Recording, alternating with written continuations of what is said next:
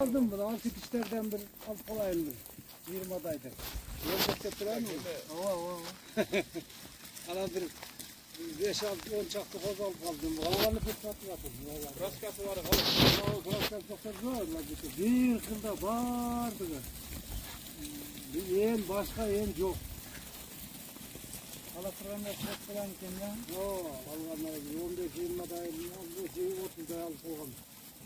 Alganları kozu-kozudan koşup. Видеонун жүрүшүндө койлордун ээсинин сүйлөгөн сөзүн уктуңуздар болуш керек. Ошентсе дагы бир катар маалыматты айтайын.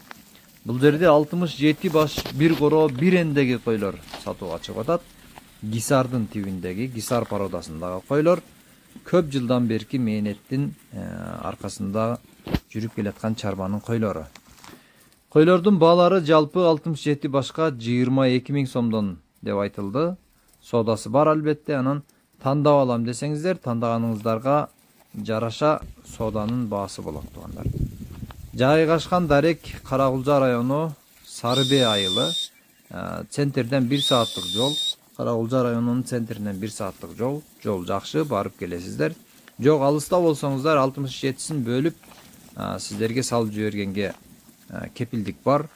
Тыйынын которосуздар, койлорду салып жиберет.